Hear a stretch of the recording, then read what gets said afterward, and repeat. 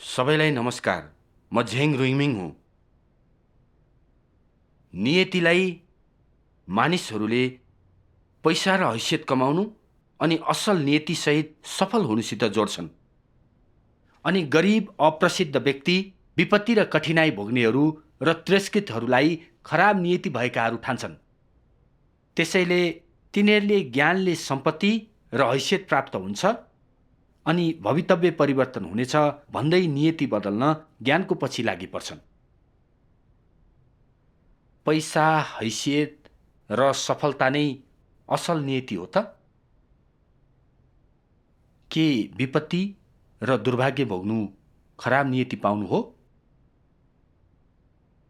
यसबारे धेरैले राम्ररी बुझेका छैनन् र अझै ज्ञानको पछि लागिरहेका छन्।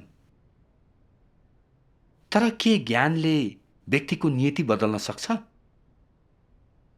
कसले मानव जातिलाई मुक्ति दिन र नियतिमा परिवर्तन ल्याउन सक्छ? आज यो प्रश्न गहिरिएर जाँचौं। दैनिक जीवनमा हामी के देख्छौं भने ज्ञान हासिल गर्नेहरूले पैसा र हैसियत पनि हासिल गर्न सक्छन्। तिनीहरू जीवनमा समृद्ध, प्रसिद्ध बनेका वा प्रशंसा पाएका हुन सक्छन्। सफलताले गर्दा उनीहरूसित गजबकै नियति छ जस्तो देखिन्छ। के यो साँचो हो? के उनीहरू खुसी छन्? उनीहरूसित शक्ति र प्रभाव भएको अनि प्रख्यात देखिन सक्छन्। तर अझै खोक्रो र दुखी महसुस गर्छन् अनि जीवनको रङ्ग गुमाउँछन्। कतिले लागु पदार्थ सेवन वा आत्महत्या गर्छन् र केहीले आफूले चाहेको गर्न अपराध गर्दै शक्ति र प्रभावको दुरुपयोग गर्छन् अनि घोर अपमानित हुँदै जेल पुग्छन्। के यिनीहरू मुख्यतः बुद्धिजीवीहरू होइनन् र? जो समझदार देखिन्छन्, कानुन बुझ्छन्, उनीहरूले किन यस्ता भयानक कुराहरू गर्छन्? किन उनीहरू हास्यास्पद कुराहरू गर्छन्? किन कुराहरू त्यस्ता हुन्छन्? अहिले सबैजना शिक्षा चाहन्छन् र ज्ञानको पछि छन् अनि देशका शासक वर्ग र सबै मानिसहरू बुद्धिजीवी छन्। उनीहरूसँग शक्ति छ। संसारमा तिनीहरू नै प्रतिभावान हुन्छन्। स्पष्टतया बुद्धिजीवीहरूको रेखदेखमा संसार झन् सभ्य र प्रेममय हुनुपर्ने हो। तर संसारमा के हुँदैछ? यो त कोलाहलपूर्ण र अस्तव्यस्त हुँदैछ। मानिसहरू ठगी, झगडा र मारकाट गरिरहेका छन्। तिनीहरू परमेश्वरको विरोध गर्दै सत्यतालाई घृणा गरी अनि पश्चाताप नगरी दुष्टको बढाइ गर्छन् अनि परमेश्वरको र मानिसको क्रोधलाई उक्साउँछन्। विपत्तिहरू निरन्तर आउँछन् अनि संसार युद्धको सङ्घारमा छ। स्पष्टतया शक्तिमा बुद्धिजीवीहरू हुँदैमा शान्तिमय र सुखमय समाजहरू बनेका छैनन्। त्यसको सट्टा प्रकोप र दुःख आइरहेको छ। महामारी बढ्दो छ, युद्धहरू निरन्तर हुँदैछन् अनि अनिकाल र भुइँचालो आउँछ। मानिसहरू डराएका छन्, मानव संसार अन्त भयो। यसको कारण के हो? मानिसहरूले ज्ञान, शक्ति र हैसियत प्राप्त गरिसकेपछि किन भयानक कुरा गर्छन्?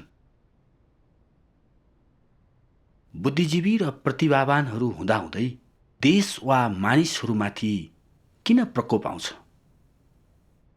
यो एकदमै विचार गर्नुपर्छ।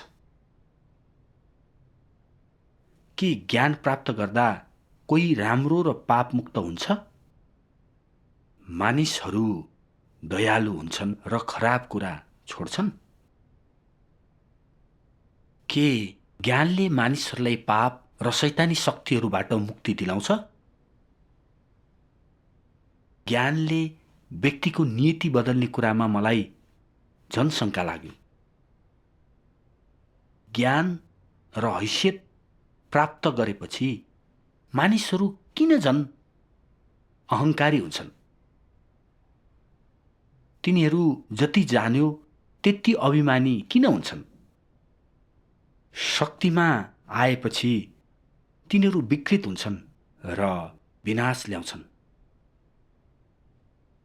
उत्तम शिक्षा र विकसित विज्ञान मार्फत देश अझ राम्रो र मानिसहरू अझ सभ्य र स्वस्थ हुनुपर्ने हो जस्तो लाग्छ।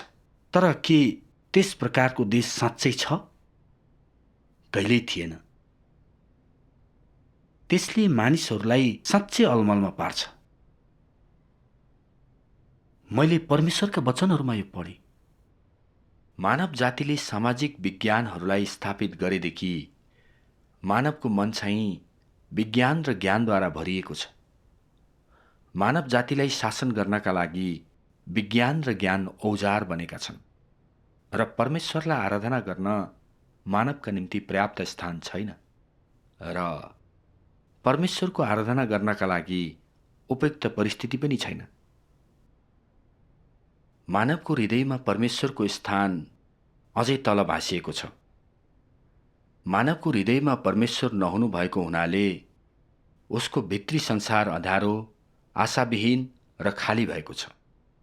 यसरी नै परमेश्वरले मानवलाई सृष्टि गर्नुभयो भन्ने सत्यताको विरोध गर्न मानव जातिको हृदय र मनलाई सामाजिक विज्ञानका सिद्धान्तहरू, मानव विकासवादको सिद्धान्त र अन्य सिद्धान्तहरूले भर्न धेरै सामाजिक वैज्ञानिकहरू, इतिहासकारहरू र राजनीतिज्ञहरू अगाडि आएका छन्।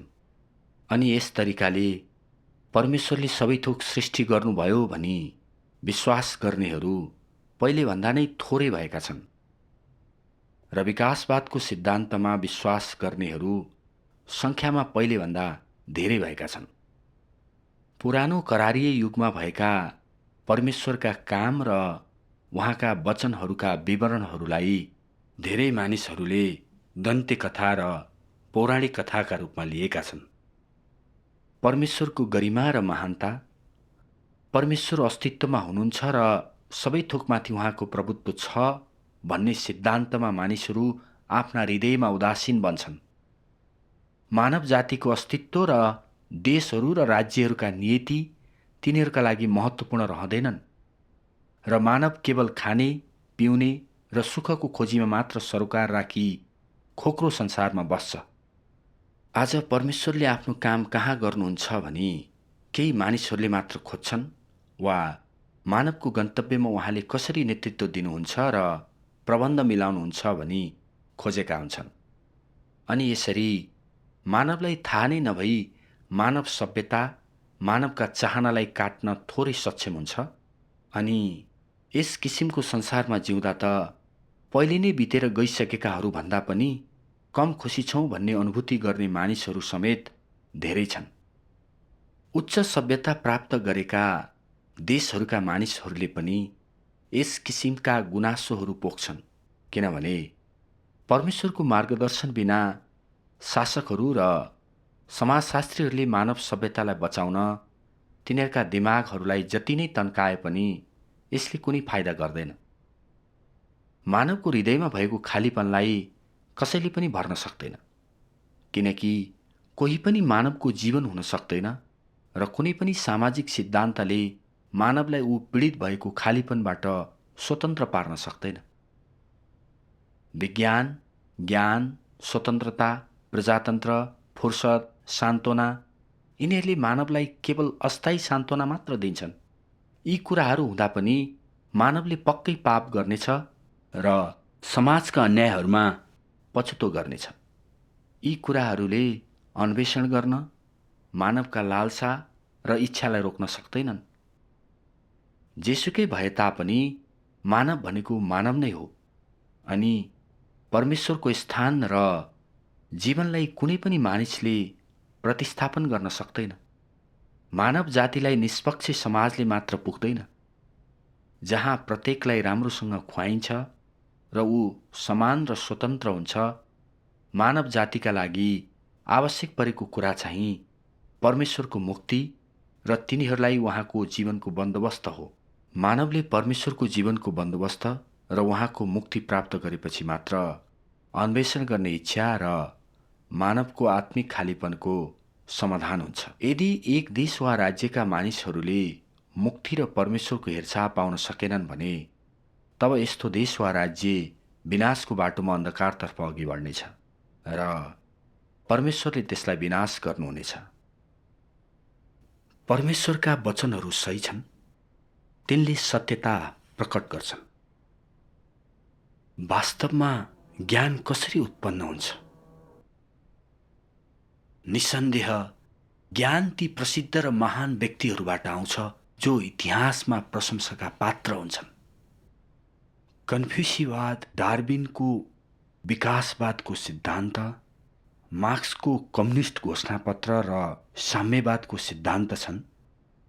नास्तिकतावाद, भौतिकवाद र विकासवादको सिद्धान्त सबै नै प्रसिद्ध मानिसहरूले किताबमा लेखेका विचारबाट आएका हुन् अनि ती हाम्रो आधुनिक समाजको विज्ञान र सिद्धान्तको जग हुन्।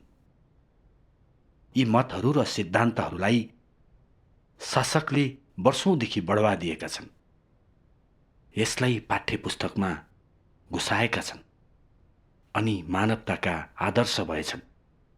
त्यसले हरेक पिँढीलाई शिक्षा दिएको, कुण्ठित पारेको र लट्ठ्याएको छ र मानिस जातिलाई भ्रष्ट पार्न शासकका लागि औजार बनेको छ। सबै मानिस जाति ज्ञान र विज्ञानको शिक्षा र प्रभावमा झनै भ्रष्ट भएका छन्। त्यसैले समाज झन अँध्यारो र अस्तव्यस्त भएको छ, यहाँसम्म कि परमेश्वर र मानिस आक्रोशित छन्। अहिले प्रकोप झन धेरै आएका छन् अनि रोकिँदैनन्। ठूला युद्धहरू सुरु हुन सक्छन्। मानिसहरू संसारको अन्त भोगिरहेका जस्तो डरमा बाँचिरहेका छन्। यसले हामीलाई विज्ञान र ज्ञान सत्य हो कि होइन भन्ने बारे प्रश्न गर्न बाध्य तुल्याउँछ। मानिसहरू झन् त्यसको पछि लाग्छन् र स्वीकार्छन्, तर पापबाट उम्कन सक्दैनन्। त्यसको साटो भ्रष्ट र दुष्ट हुन्छन् अनि उम्कन नसक्ने पापमा डुब्छन्।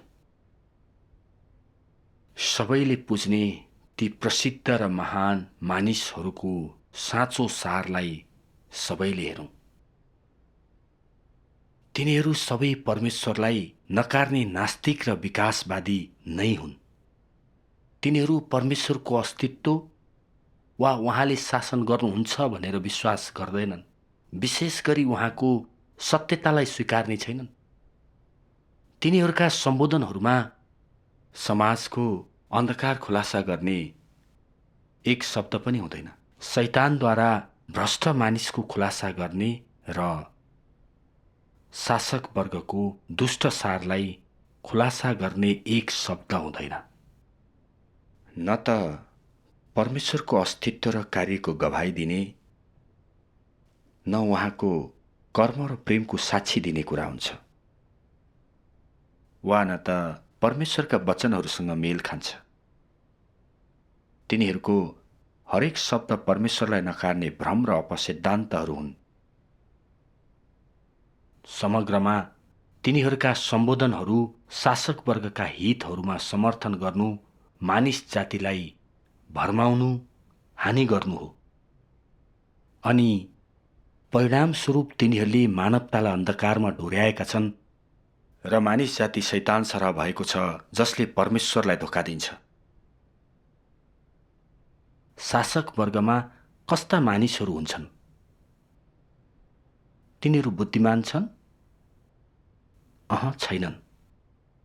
अझसम्म एकजना मात्र पनि सद्गुणी र बुद्धिमान पाइएको छैन। तिनीहरूको तथाकथित सद्गुण र बुद्धि के हो भनेर देखिएको छ अनि पर्दा पछाडिका सबै अपराधहरू छर्लङ्गै भएका छन्।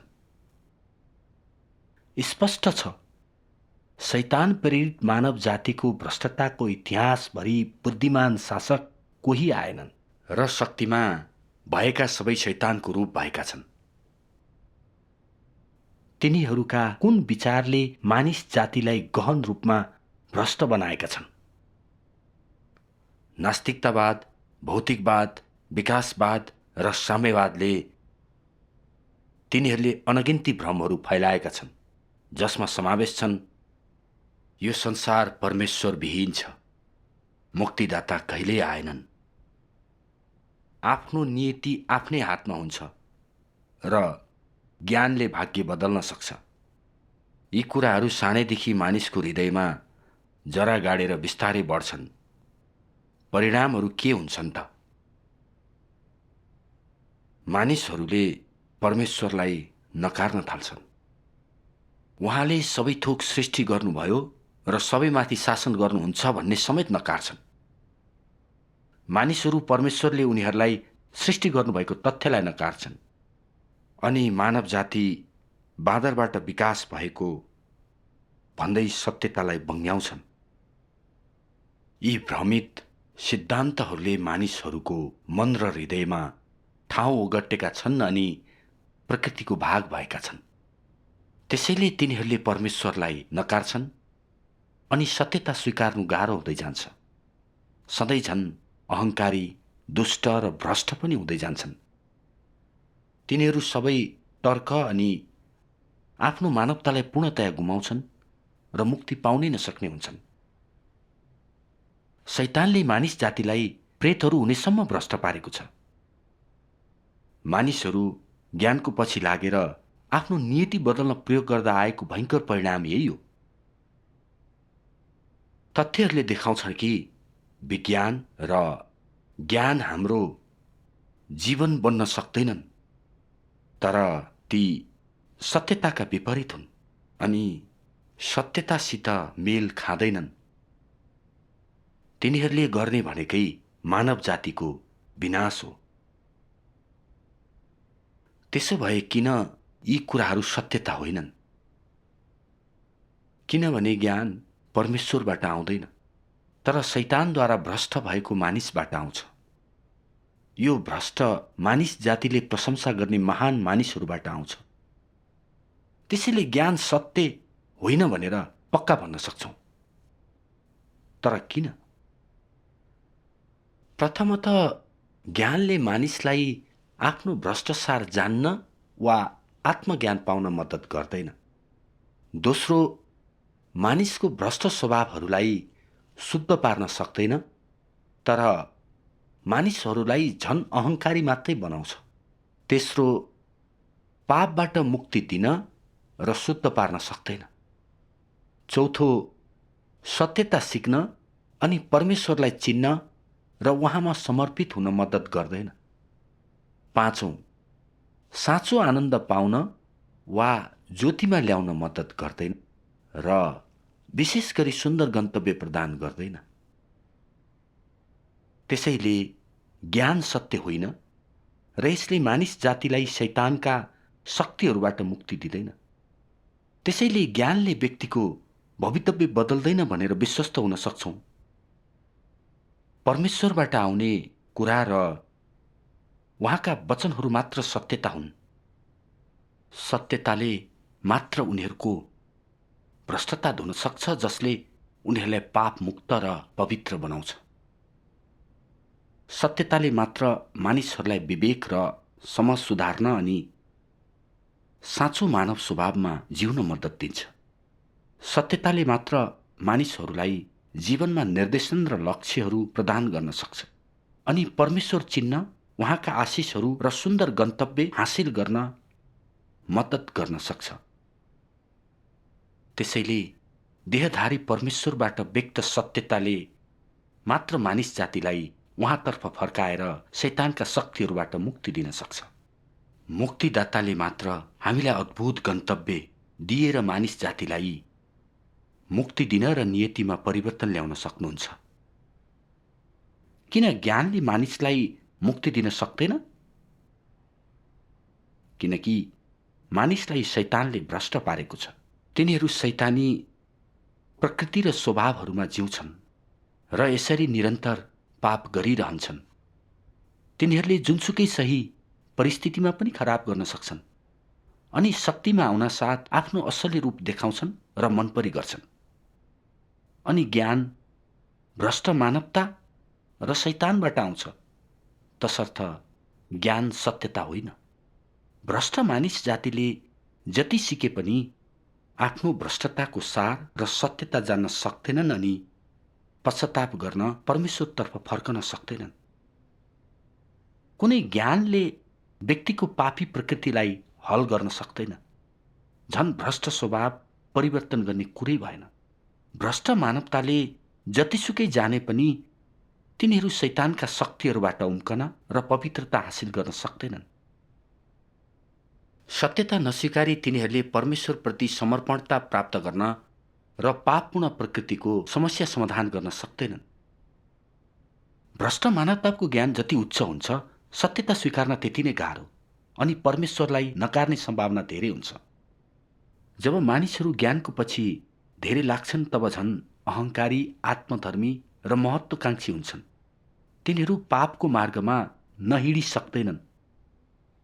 त्यसकारण ज्ञानले मानिसहरूलाई भ्रष्ट पार्न र विनाश गर्न मात्र सक्छ। धेरै मानिसहरूले ज्ञानको साँचो सार वा यो के को लागि राम्रो भन्ने देख्न सक्दैनन्। तिनीहरूले ज्ञानको स्रोत अर्थात् उत्पत्तिलाई देख्न सक्दैनन्। तर सत्यताको पछि लाग्नुको साटो अन्धाधुन्द ज्ञानको भक्ति गर्छन्। सबै प्रसिद्ध मानिसहरूले शक्ति पाएपछि मानिसहरूलाई पीडा दिएर अनि देशलाई हानि पुर्याएर विपत्तिहरू गराएर अनि छुटकारा नपाउने गरी भयानक गल्ती किन गर्छन्? ज्ञानको भक्ति गर्दा हुने परिणामहरू हुन् ती। यसले देखाउँछ कि ज्ञानले व्यक्तिको भवितव्य बदल्न सक्दैन अनि ज्ञान जतिसुकै उच्च होस्, यदि तिनीहरूले सत्यता स्वीकार्दैनन् भने परमेश्वरद्वारा मुक्ति हुन सक्दैनन्। जति नै उच्च ज्ञान भए पनि तिनीहरूले परमेश्वरबाट आशिष पाउने छैनन् वा असल नीति हुने छैन, तर मृत्युपछि नर्कमा जानेछन्। परमेश्वरले मानिस जातिका भवितव्यहरूमाथि शासन गर्नुहुन्छ। त्यसैले जसले उहाँको आशिष पाउँदैन उसले असल नीति प्राप्त गर्न सक्दैन, तर विनाश र नर्कमा अवश्य पुग्छ। अहिले बुद्धिमान मानिसहरूले ज्ञानको प्रशंसा गर्दैनन्, तर उनीहरू मुक्तिदाता आउनुहुन्छ र मानिस जातिलाई मुक्ति दिनुहुन्छ भन्ने पर्खाइमा छन्। कसैले पनि कुनै महान मानिसहरूले मुक्ति दिन्छन् भनेर आशा गरेको छैन। तिनीहरूले आफैलाई त मुक्ति दिन सक्दैनन् भने अरूलाई दिन सक्छन् र? तथ्यहरूले देखाउँछन् कि ज्ञानले असल नीति सुनिश्चित गर्दैन अनि विज्ञान र शिक्षा मार्फत गर्ने विकासको सोच मूर्खता हो। मुक्तिदाताले मात्र मानिस जातिलाई शैतानका शक्तिहरूबाट मुक्ति दिन सक्नुहुन्छ र हामीलाई ज्योतिको मार्गमा डोर्याउन सक्नुहुन्छ। मुक्तिदाताको सत्यताहरू स्वीकार्दा मात्र हामीले शैतानको भ्रष्टताबाट र परमेश्वरबाट पूर्णतया मुक्ति पाउन सक्छौँ अनि उहाँको आशिष प्राप्त गर्न सक्छौँ। हामीले आफ्नो नीति बदल्ने एकमात्र तरिका यही हो। स्पष्टतया मुक्तिदाताको देखा पर्नुभएको कुरालाई र कार्यलाई स्वीकार गरेर मुक्तिदाताद्वारा आखिरी दिनहरूमा व्यक्त सत्यताहरू स्वीकार गरेर परमेश्वरका आखिरी दिनहरूको न्याय स्वीकार्दै धोइएर व्यक्तिको भवितव्य परिवर्तन हुन्छ। सरल शब्दमा भन्नुपर्दा व्यक्तिको नियतिमा परिवर्तन ल्याउने एकमात्र तरिका सत्यता स्वीकार्नु हो। सर्वशक्तिमान परमेश्वर भन्नुहुन्छ, परमेश्वरले यस संसारलाई सृष्टि गर्नुभयो। उहाँले यस मानव जातिलाई सृष्टि गर्नुभयो। साथै उहाँ प्राचीन ग्रीक संस्कृति र मानव सभ्यताका योजनाकार हुनुहुन्थ्यो। परमेश्वरले मात्र यस मानव जातिलाई सान्त्वना दिनुहुन्छ र परमेश्वरले मात्र यस मानव जातिलाई रात र दिन हेरचाह गर्नुहुन्छ। मानव विकास र प्रगति परमेश्वरको सार्वभौमिकताबाट अविभाज्य छन् र मानव जातिको इतिहास र भविष्य परमेश्वरका योजनाहरूबाट अलग छैनन्। यदि त साँचो इसाई होस् भने कुनै पनि देश वा राज्यको उदय र पतन परमेश्वरको योजना अनुसार हुन्छ भनी तैँले अवश्य पनि विश्वास गर्छस्। कुनै देश वा राज्यको नियति परमेश्वरलाई मात्र थाहा छ अनि परमेश्वरले मात्र यस मानव जातिको गतिपथलाई नियन्त्रण गर्नुहुन्छ। यदि मानव जातिले असल नियति भएको चाहना गर्छ भने यदि कुनै देशले असल नियति चाहन्छ भने मानव जातिले परमेश्वरको आराधना गर्न घुँडा टेक्नुपर्छ, परमेश्वरका सामु पश्चाताप गर्नुपर्छ र स्वीकार गर्नुपर्छ। अन्यथा मानवको नियति र गन्तव्य भनेको रोक्नै नसकिने विनाश हुनेछ। अहिले हामी के देख्छौँ भने बुद्धिमानहरूले आफैलाई त मुक्ति दिन सक्दैनन्, मानिस जातिलाई दिन सक्छन् र? मुक्तिदाताले मात्र मानिस जातिलाई पापबाट मुक्ति अनि ज्योति, खुसी र सुन्दर गन्तव्य दिन सक्नुहुन्छ। त्यसो भए मुक्तिदाता को हुनुहुन्छ? निसन्देह उहाँ मानव रूपी देहधारी परमेश्वर हुनुहुन्छ, जो मुक्तिको निम्ति मानिस जाति माझ आउनुहुन्छ। उहाँ हाम्रा मुक्तिदाता हुनुहुन्छ। मुक्तिदाता परमेश्वरका मूर्त रूप र मानव देह धारण गर्नुभएका परमेश्वर हुनुहुन्छ। देह धारण भनेको त्यही हो। त्यसैले देहधारी परमेश्वर हामी माझ आउनुहुने मुक्तिदाता हुनुहुन्छ। परमेश्वरले मानिस जातिलाई सृष्टि गर्नुभएदेखि मानवतालाई मुक्ति दिन 2 पटक देह धारण गर्नुभएको छ। 2000 वर्ष अघि उहाँ प्रभु येशूको रूपमा देह हुनुभयो र एउटा प्रवचनमा भन्नुभयो, पश्चाताप गर किनभने स्वर्गको राज्य नजिकै छ। उहाँले थुप्रै सत्यताहरू व्यक्त गर्नुभयो र मानिस जातिलाई छुटकारा दिन पाप बलिको रूपमा क्रुसमा चढ्नुभयो। यो मानिसप्रति परमेश्वरको प्रेम प्रदर्शन थियो। मानिसहरूले प्रभु येशूलाई आफ्ना मुक्तिदाताको रूपमा स्वीकारे अनि परमेश्वरमा पश्चाताप गरे र तिनीहरूका पापहरू क्षमा भए। तिनीहरूले परमेश्वरद्वारा प्रदान गरिएको शान्ति र अनुग्रहको भरपूर आनन्द उठाए। प्रभु येशूले छुटकाराको आफ्नो कार्य पूरा गर्नुहुँदा यो भविष्यवाणी गर्नुभयो, म चाँडै आउँछु र मानिसको पुत्रको आगमन, किनभने मानिसको पुत्र तिमीहरूले नसोचेको समयमा आउँछ। त्यसैले प्रभु येशूलाई आफ्ना मुक्तिदाताको रूपमा स्वीकार गर्ने सबैले आखिरी दिनहरूको उहाँको आगमनलाई मुक्तिदाताले तिनीहरूलाई मुक्ति दिन प्रतीक्षा गरिरहेका छन्। प्रभु येशूले भविष्यवाणी गर्नुभयो, मैले तिमीहरूलाई भन्नुपर्ने कुराहरू धेरै छन्, तर अहिले तिमीहरूले ती सहन सक्दैनौ। तैपनि जब उहाँ अर्थात् सत्यका आत्मा आउनुहुन्छ, उहाँले तिमीहरूलाई सारा सत्यतामा अगुवाई गर्नुहुनेछ। तपाईको सत्यताद्वारा तिनीहरूलाई पवित्र पार्नुहोस्। तपाईको वचन सत्यता हो। उहाँका भविष्यवाणीहरूको आधारमा परमेश्वर आखिरी दिनहरूमा मानिसको पुत्रको रूपमा देह बन्नुहुन्छ अनि मानिस जातिलाई पूर्ण रूपले मुक्ति दिन सुन्दर गन्तव्यमा लैजान सत्यताहरू व्यक्त गर्नुहुन्छ। त्यसैले आखिरी दिनहरूमा देहधारी परमेश्वर नै मुक्तिदाता हुनुहुन्छ, जो मानिस जाति कहाँ देखा पर्नुहुन्छ। त्यसो भए मुक्तिदातालाई हामीले कसरी स्वागत गर्नुपर्छ? प्रभु येशूले भन्नुभयो, मेरो भेडाले मेरो स्वर सुन्छ। आत्माले मण्डलीहरूलाई के भन्नुहुन्छ सो कान हुनेले सुनुस्। प्रभु येशूले हामीलाई के स्मरण गराउनुभयो भने प्रभुलाई स्वागत गर्ने कुञ्जी भनेको परमेश्वरको स्वर सुन्नु अनि उहाँ आखिरी दिनहरूमा फर्कनु हुँदा उहाँको सत्यताहरू स्वीकार्नु हो। अहिले विपत्तिहरू हाम्रो अगाडि छन्। हामी के देख्छौँ भने सारा संसारभरिमा सर्वशक्तिमान परमेश्वरले मात्र सबै सत्यताहरू व्यक्त गर्नुभएको छ अनि सर्वशक्तिमान परमेश्वर बाहेक कसैले सत्यताहरू व्यक्त गरेको छैन। यसबाट प्रमाणित हुन्छ सर्वशक्तिमान परमेश्वर नै फर्कनुभएका प्रभु येशू हुनुहुन्छ। उहाँ आखिरी दिनहरूमा आउनुहुने मुक्तिदाता हुनुहुन्छ। यो शुभ समाचारको ठूलो भाग हो। आफ्नो नीतिलाई बदल्ने एकमात्र तरिका मुक्तिदाताबाट पाइने मुक्तिलाई अनि परमेश्वरद्वारा व्यक्त सत्यताहरू स्वीकार्नु हो। सर्वशक्तिमान परमेश्वर भन्नुहुन्छ, आखिरी दिनहरूका ख्रिस्टले मानवलाई सिकाउन, मानवको सारलाई प्रकट गर्न र मानवका शब्दहरू र कार्यहरूलाई जाँच गर्न विभिन्न सत्यताहरू प्रयोग गर्नुहुन्छ।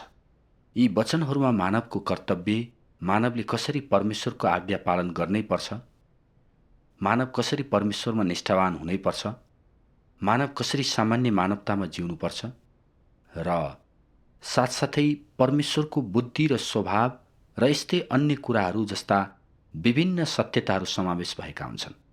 यी सबै वचनहरू मानवका सार र उहाँका भ्रष्ट स्वभावप्रति निर्देशित हुन्छन्। खास गरी मानवले कसरी परमेश्वरलाई घृणाका साथ इन्कार गर्छ भनी प्रकट गर्ने वचनहरूलाई मानव कसरी शैतानको मूर्त रूप हो र परमेश्वरका विरुद्धको शत्रुवत दबाव हो भन्ने विषयमा बोलिएको हुन्छ। उहाँको न्यायको कामको अवधिमा परमेश्वरले मानिसको प्रकृतिलाई एक दुईवटा शब्दहरूले व्याख्या गर्नुहुन्न। उहाँले प्रकट गर्नुहुन्छ, निराकरण गर्नुहुन्छ र लामो समयसम्म काँडछाँड गर्नुहुन्छ। प्रकट गर्ने, निराकरण गर्ने र छिमल्ने यी सबै फरक फरक तरिकाहरू सामान्य वचनहरूसँग साट्न सकिँदैन। तर यसको सत्यताबाट मानव पूर्ण रूपमा वञ्चित भएको हुन्छ। यी जस्ता तरिकाहरूलाई मात्र न्याय भन्न सकिन्छ। यस किसिमको न्यायद्वारा मात्र मानव नियन्त्रणमा रहन सक्छ र परमेश्वरको बारेमा पूर्ण रूपमा विश्वस्त हुन्छ र यसका साथसाथै परमेश्वरको साँचो ज्ञान प्राप्त गर्न सक्छ। न्यायको कामले ल्याउने कुरा भनेको मानवले परमेश्वरको साँचो मुहारलाई बुझ्नु र उसको आफ्नै विद्रोहीपनको सत्यतालाई जान्नु हो। परमेश्वरको न्यायले मानवलाई परमेश्वरको इच्छा र परमेश्वरको कार्यको उद्देश्य, उसले बुझ्नै नसक्ने रहस्यहरूको धेरै बुझाइ प्राप्त गराउँछ। यसले मानवलाई आफ्नो भ्रष्ट सार, उसका भ्रष्टताका जडहरू पहिचान गर्न र जान्न र साथसाथै मानवका कुरूपतालाई पत्ता लगाउनका लागि स्थान दिन्छ। यी सबै असरहरू न्यायको कामद्वारा ल्याइएका हुन्छन्, किनकि यस कामको सार चाहिँ वास्तवमा परमेश्वरमा विश्वास राख्नेहरू सबैका लागि परमेश्वरको सत्यता, बाटो र जीवनलाई खोल्नु हो। यो काम परमेश्वरले गर्नुभएको न्यायको काम हो। सर्वशक्तिमान परमेश्वरले धेरै सत्यताहरू व्यक्त गर्नुभएको छ, जुन वचन देहमा देखा पर्नुहुन्छ जस्ता परमेश्वरका वचनहरूका किताबहरूमा सङ्ग्रह छन्, जसमा कुल लाखौं शब्दहरू छन्। यी सबै परमेश्वरले आखिरी दिनहरूमा आफ्नो न्यायका लागि व्यक्त गर्नुभएको सत्यताहरू हुन् अनि यी व्यवस्था र अनुग्रहको युगमा व्यक्त गरिएका भन्दा धेरै मात्रामा छन्। सर्वशक्तिमान परमेश्वरले मानिस जातिलाई मुक्ति दिन उहाँको व्यवस्थापन योजनाका सबै रहस्यहरू अनि मानिसहरूले कहिल्यै नबुझेका बाइबलका रहस्यहरू प्रकट गर्नुभएको छ अनि परमेश्वर विरोधी हाम्रो शैतानी प्रकृतिको सत्यता प्रकट गर्नुभएको छ। यसले हामीलाई हाम्रो पापपूर्ण अवस्था र भ्रष्टताको सत्यता बुझ्न मद्दत गर्छ। तथ्यहरूको सामनापछि मानिसहरू पूर्णतया विश्वस्त हुन्छन् अनि आफूलाई घृणा र साँच्चै पश्चाताप गर्न थाल्छन्। मानिसहरूले अभ्यास र प्रवेश गर्नुपर्ने सबै सत्यताहरू पनि परमेश्वरले व्यक्त गर्नुहुन्छ, ताकि हामी उहाँका वचनहरू अनुसार अनि साँचो मानव र सत्यताको स्वभावमा जिउन सकौं। परमेश्वरका आशिषहरू प्राप्त गर्ने एकमात्र तरिका त्यही हो। सर्वशक्तिमान परमेश्वरले धेरै सत्यताहरू व्यक्त गर्नुभएको छ, जुन सबै मानिस जातिको भ्रष्टता शुद्ध पार्न अनि मुक्ति दिनका लागि हुन्, ताकि हामीले परमेश्वरलाई चिन्न सकौं। यी सत्यताहरू मात्र जीवनको लागि साँचो आदर्श हुन् अनि व्यक्तिको नियतिमा परिवर्तन ल्याउन पर्याप्त छन्, जसले परमेश्वरको राज्यमा प्रवेश गर्न मद्दत गर्छ। ठूला विपत्तिहरू सुरु भइसकेका छन्। तिनीहरूको आशालाई साकार पार्ने एउटै उपाय भनेको मुक्तिदाताको उपस्थितिलाई स्वीकार्नु हो। सर्वशक्तिमान परमेश्वरको सत्यता स्वीकार्नु भनेको परमेश्वरको अनुमोदन प्राप्त गर्ने, आशिषहरू पाउने, विपत्तिहरूमा बच्ने अनि परमेश्वरद्वारा उहाँको राज्यमा प्रवेश गराइने एकमात्र तरिका हो। यदि मानिसहरूले मुक्तिदाताद्वारा व्यक्त सबै सत्यताहरू स्वीकार्दैनन् तर आफ्नो कल्पनाको दुष्ट आत्मा आएर मुक्ति दिन्छ भन्दै पर्खिन्छन् भने त्यो केवल भ्रम हो। तिनीहरूले आफ्ना प्रयासबाट केही पाउँदैनन्। झुटा देवताहरू र दुष्ट आत्माहरूले मुक्ति दिँदैनन्। देहधारी परमेश्वर अर्थात् मुक्तिदाताले मात्र मुक्ति दिन सक्नुहुन्छ। अनि मानिसहरूले असल नीति प्राप्त गर्ने एउटै तरिका त्यही हो। सर्वशक्तिमान परमेश्वर भन्नुहुन्छ आखिरी दिनहरूका ख्रिस्टले जीवन ल्याउनुहुन्छ अनि सत्यको नित्य रहने र अनन्त बाटो ल्याउनुहुन्छ। मानिसले जीवन प्राप्त गर्ने मार्ग यही सत्य नै हो र यो एक मात्र मार्ग हो जसद्वारा मानिसले परमेश्वरलाई चिन्नेछ र परमेश्वरद्वारा स्वीकार गरिनेछ। यदि त आखिरी दिनहरूका ख्रिस्टले प्रदान गर्नुभएको जीवनको खोजी गर्दैनस् भने तैँले कहिले पनि यसुको स्वीकृति प्राप्त गर्ने छैनस् र स्वर्गको राज्यको ढोकामा प्रवेश गर्न कहिले पनि योग्य हुने छैनस्। ख्रिस्टले बोल्नुभएको सत्यतामा भरोसा नगरिकन जीवन प्राप्त गर्न चाहनेहरू पृथ्वीका सबैभन्दा हास्यास्पद मानिसहरू हुन् र ख्रिस्टले ल्याउनु भएको जीवनको बाटोलाई स्वीकार नगर्नेहरू कल्पनामा हराएका छन्।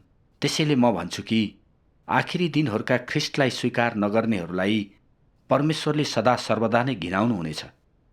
ख्रिस्ट नै आखिरी दिनहरूमा राज्यमा प्रवेश गर्ने मानिसको बाटो हुनुहुन्छ र उहाँबाट उम्केर कोही पनि जान सक्दैन। ख्रिस्टद्वारा बाहेक परमेश्वरले कसैलाई पनि सिद्ध पार्नुहुन्न।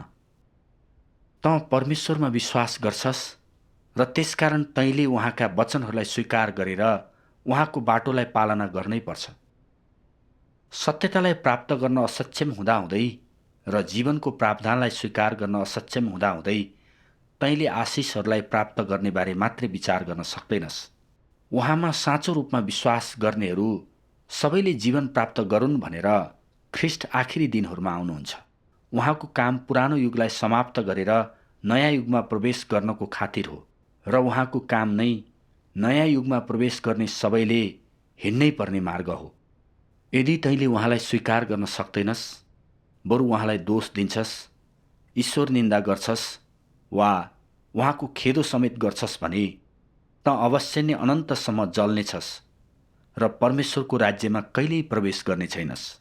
यही ख्रिस्ट स्वयं नै पवित्र आत्माको अभिव्यक्ति, परमेश्वरको अभिव्यक्ति, पृथ्वीमा आफ्नो कामको लागि परमेश्वरले जिम्मा दिनुभएको व्यक्ति हुनुहुन्छ। त्यसैले म भन्छु कि यदि आखिरी दिनहरूका ख्रिस्टले गर्नुभएका सबै कुराहरूलाई तैँले स्वीकार गर्न सक्दैनस् भने तैँले पवित्र आत्माको ईश्वर निन्दा गर्छस्। पवित्र आत्माको ईश्वर निन्दा गर्नेहरूले पाउने दण्ड सबैको लागि प्रष्टै छन्। आज हामीले प्रस्तुत गर्ने कुरा यति हो। हेर्नु भएकोमा धन्यवाद। तपाईँ अझ सत्यता सिक्नुहुन्छ वा केही प्रश्न छ भने तल टिप्पणी लेख्न अनुरोध गर्छौँ। साँचो विश्वासको खोजीको लागि सम्पर्कमा रहनुहोला। फेरि भेटौँला।